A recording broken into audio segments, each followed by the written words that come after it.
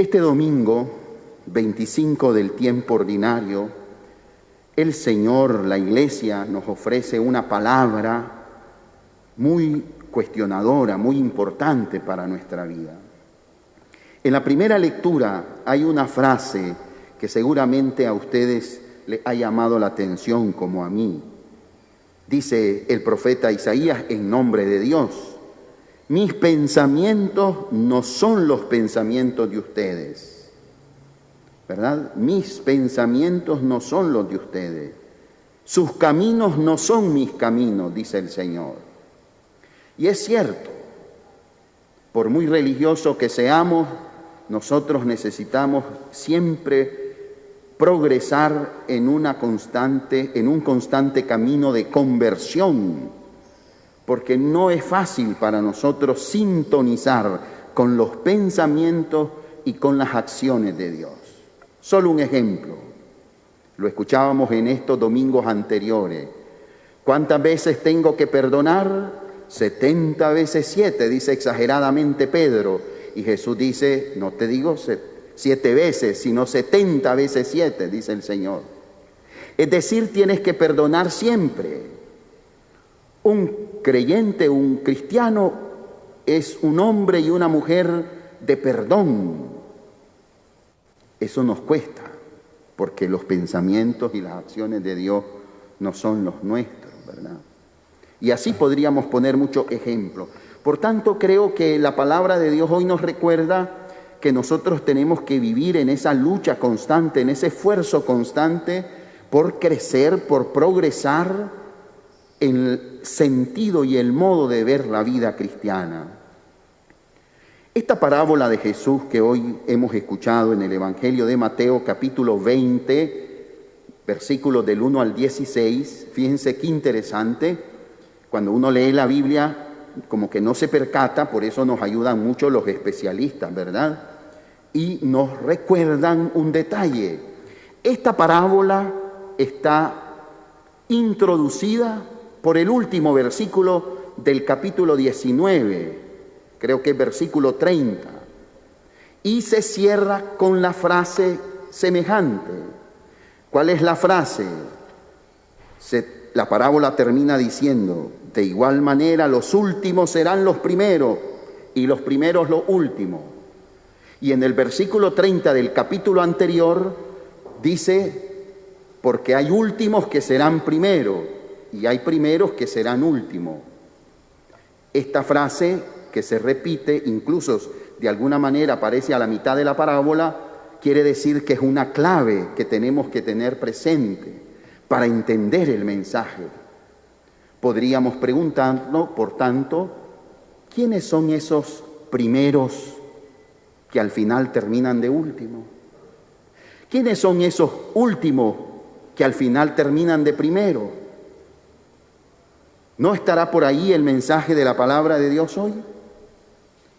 Veamos la parábola que nos cuenta Jesús y que el Evangelio de Mateo dice al inicio del versículo 1 del capítulo 20, en efecto, ¿qué? Que hay últimos que serán primeros y hay primeros que serán últimos. En efecto, el reino de los cielos se parece, y empieza la parábola.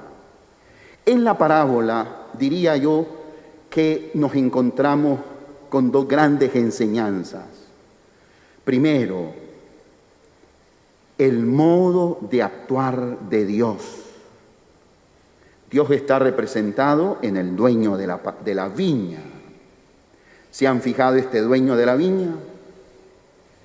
Salió al amanecer, a la media mañana, al mediodía, a la media tarde y al atardecer. Salió, buscó, invitó, contrató. Quiere decir que este dueño de la viña es alguien activo, como se dice ahora, proactivo, alguien que involucra, alguien que no se contenta con un poquito.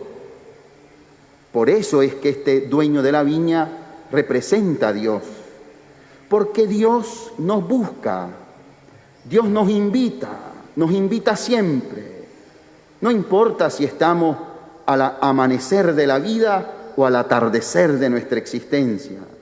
No importa si es mediodía de nuestra vida. Lo importante es que Dios nos convoca, nos invita, y al final este dueño de la viña evidentemente se muestra generoso, mal comprendido, señalado de injusto, pero al final él insiste, ¿verdad? ¿Acaso no puedo yo disponer de lo que es mío?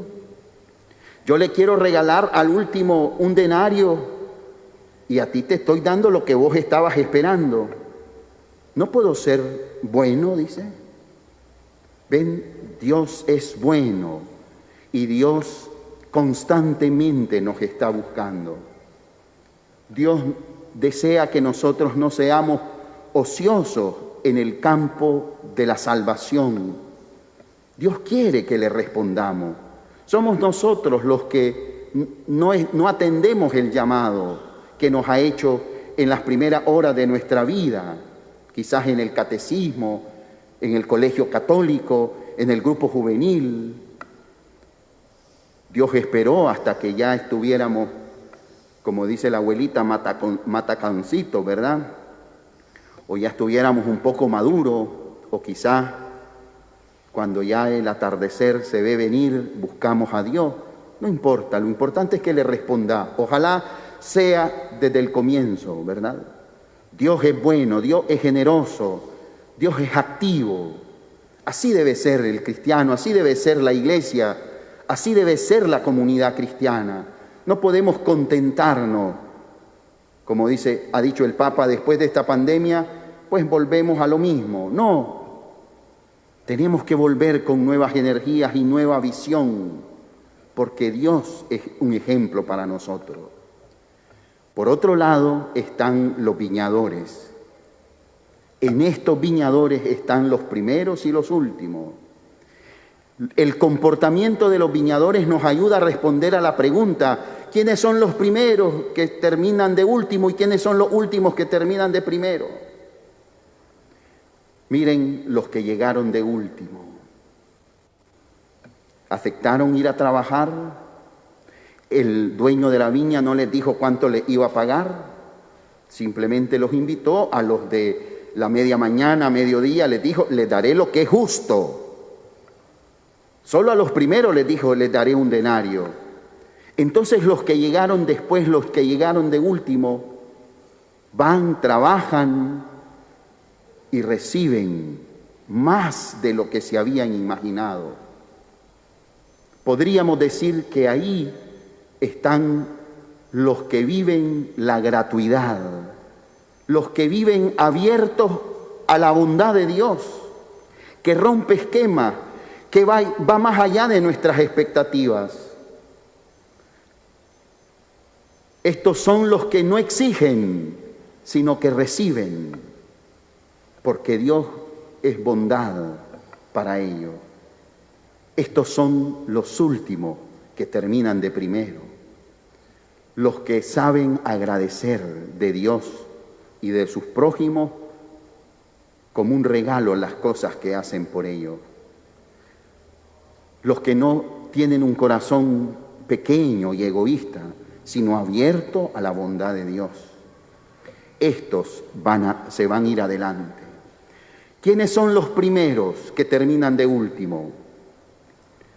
Podríamos usar este término: aquellos que tienen la mentalidad de la meritocracia. Me lo merezco, es un derecho, es que yo hice esto, yo hice lo otro. La meritocracia. Aquellos que exigen, aquellos que dan esperando recibir, esos terminan de último, porque no entienden la lógica y el modo de ser de Dios.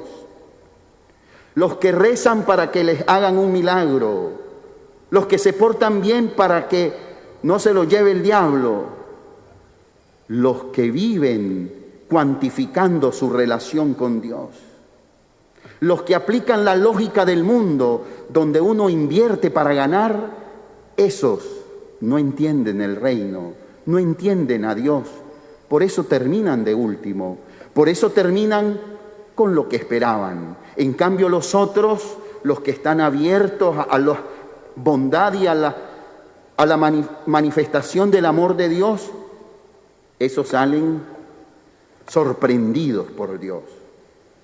Cuando tú eres muy contable en tu relación con Dios, pierdes.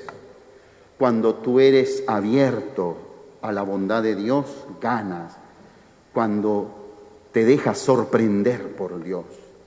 Entonces la gran enseñanza es cómo quiere Dios que seamos abiertos, que seamos de aquellos que valoran la gratuidad para poder dejarse sorprender por Dios.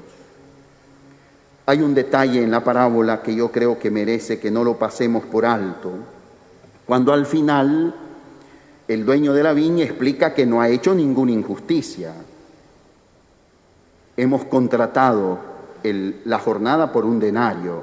Te estoy pagando lo que yo te dije. Eso no es injusto. Porque con el otro yo quiero ser generoso. ¿O acaso no puedo hacer con lo mío lo que yo quiero?